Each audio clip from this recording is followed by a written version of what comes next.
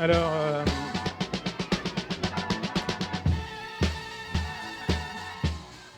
alors, ce que j'ai adoré, c'est quand tu nous as proposé le titre, le remix du Marketing Suffit. J'ai adoré la provocation. J'ai essayé de ne pas regarder tes slides. Donc, j'espère que tu nous secoueras un petit peu et que tu nous feras peut-être changer même de titre l'année prochaine ou pas. On va voir.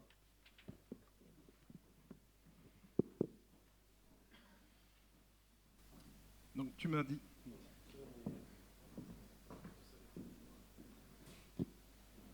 Alors, je ne sais pas si ceux-là sont connectés.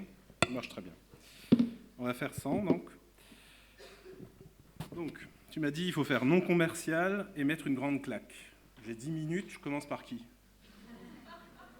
Bon, ça ne se bouscule pas. Alors je vais vous demander un petit peu d'attention. Je vais essayer de tenir les 10 minutes. Je suis un très grand bavard. Au-delà d'être un très grand bavard, je suis patron d'un cabinet de conseil. Donc il y a plusieurs cabinets de conseil aujourd'hui qui sont présents. On s'intéresse à ce monde du média, surtout le monde du marketing, je vais en reparler. Et juste dire que pour moi, le conseil peut ne pas déborder sur les métiers d'agence. Je suis peut-être un peu en opposition par rapport à ce qu'on a pu entendre. Pour moi, je suis là avant tout pour apprendre à mes clients à pêcher et pas pour pêcher à leur place. Donc, maintenant que j'ai dit ça, donc je vous ai dit, moi je suis ingénieur de formation. J'aurais pu vous parler d'AdTech, j'aurais pu vous parler de Martech. Et finalement, moi j'ai voulu vous parler de marketing. Et avant de vous parler de marketing, je voulais vous parler d'un grand monsieur du marketing qui nous a quittés il y a quelques temps, qui s'appelait Jacques Landrevie, qui a écrit le Mercator, et je pense qu'il a dû bercer vos nombreuses années, et j'ai eu la chance de le croiser. Voilà. Merci. Merci pour lui. Alors, en tant qu'ingénieur dans le métier de marketing, je me sens un petit peu comme le chimiste en cuisine moléculaire. Je pensais, quand j'allais rentrer dans le marketing, qu'il y allait y avoir beaucoup de gens qui allaient faire de la data, et puis bon, on va s'en parler, mais ça n'a pas vraiment été ça que j'ai découvert. Alors j'ai lu le Mercator, j'ai rencontré Jacques, il m'a appris pas mal de choses. Il m'a naturellement amené des outils méthodologiques comme l'était le mix marketing, un mix qui a été pas mal secoué à l'heure du digital. Donc j'ai entendu beaucoup de choses sur l'ubérisation, j'ai entendu beaucoup de choses sur la personnalisation des produits, des services, j'ai entendu beaucoup de choses sur le prix, la transparence, parce que naturellement on a un consommateur qui lui aussi en B2C est capable de faire des choses, mais en B2B aussi, on en a discuté à l'instant. Il y a aussi un sujet sur la distribution, il y aura un sujet sur la communication, les budgets ont basculé. Mais j'ai l'impression que le digital, c'est pas le vrai sujet. Le vrai sujet, il est autre, ce que j'appelle l'ingrédient du chef, et l'ingrédient du chef qui change pas mal la donne, c'est la data comportementale. La data comportementale, pour nous, au début, c'était une manière d'exister aux yeux de nos clients, puisque j'ai créé le cabinet en sortie d'école avec mon associé, et on a utilisé des outils de web analytics pour comprendre ce que faisaient les consommateurs sur les sites web. On s'est dit, tout le monde doit utiliser ça, c'est génial, c'est comme ça qu'ils doivent faire leur site, c'est comme ça qu'ils doivent les optimiser. Puis on a rencontré des gens qui disaient, non, non, moi je suis rédacteur en chef, je sais très bien ce que veulent les gens. Ah, c'est super, j'en suis ravi. Moi, je sais utiliser les chiffres. Si vous voulez, je peux vous dire ce qu'ils veulent réellement. Bon, on n'a pas arrivé à faire affaire ensemble. Donc, ça, c'est la réalité quand même d'un marché où il y a eu un travail de pédagogie à faire sur cette formidable opportunité qui était la data comportementale. Alors, pourquoi c'est une opportunité extraordinaire? Parce qu'aujourd'hui, elle est clairement un sujet rendu possible. Il y a quelques temps, il fallait payer très très cher des instituts d'études. Aujourd'hui, mettre en place une solution d'analytics, commencer à collecter soi-même de la donnée, c'est très peu coûteux. La mixer, la faire converger dans des écosystèmes croisés de la donnée CRM, vous savez, la donnée qu'on calcule une fois tous les 6 mois, c'est la préhistoire de la data. Et de l'autre côté, avoir de la donnée chaude collectée en quasi-temps réel, c'est tout à fait aujourd'hui possible, très peu coûteux. On peut revoir tout son outil décisionnel pour quelques milliers d'euros. Je ne parle plus de centaines de milliers d'euros juste pour acheter une machine. Et aujourd'hui, ça change profondément, et ça doit changer profondément nos pratiques marketing, tout en reniant pas, naturellement, les fondamentaux, c'est-à-dire se centrer sur le consommateur.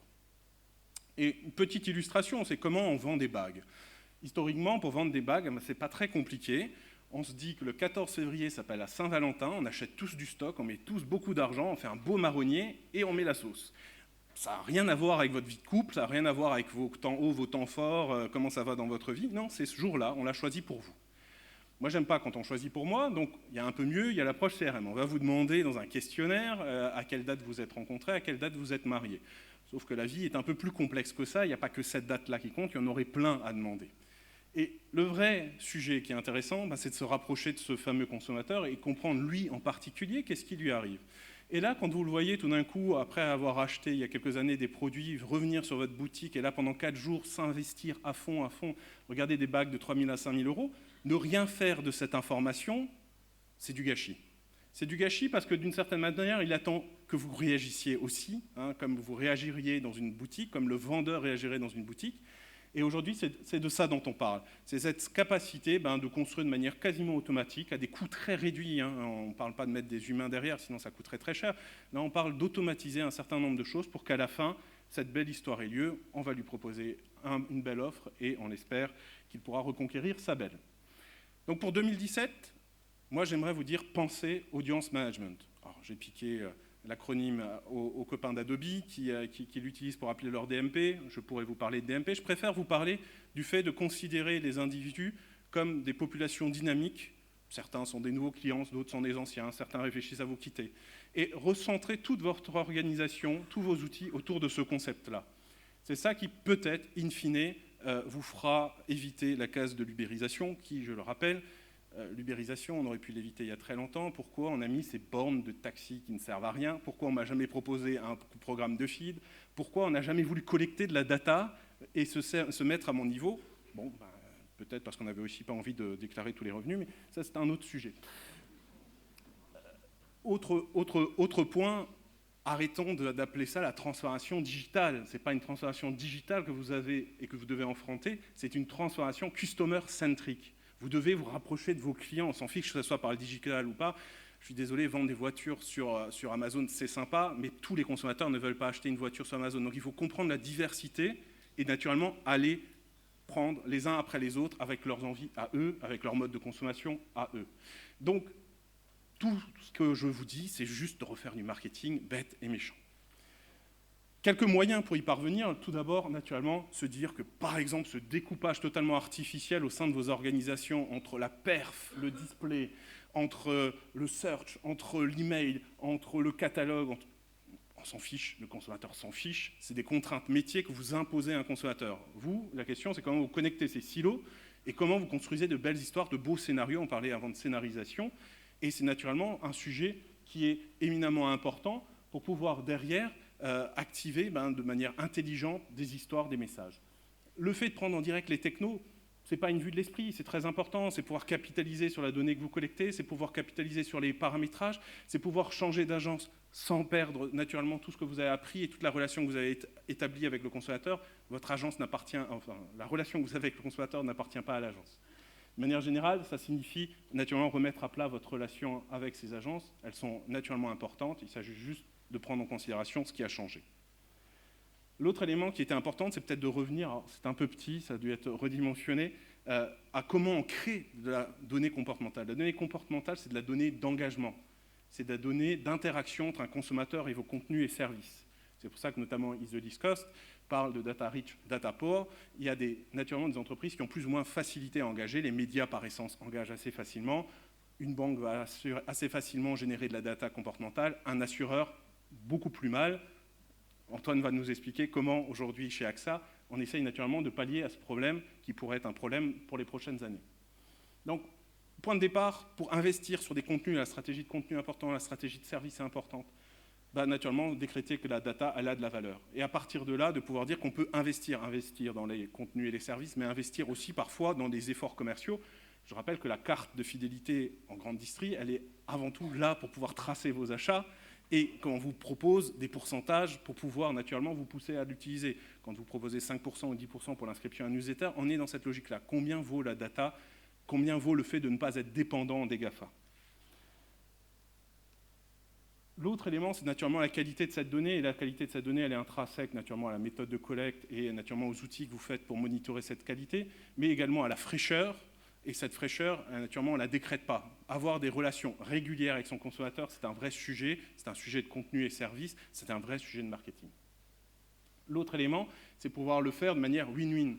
Il ne s'agit pas d'imposer la collecte, de ne pas laisser d'autres alternatives. Vous créez quelque chose qui, naturellement, donne au consommateur l'impression d'être meilleur dans sa relation avec vous parce qu'il vous a donné de la data.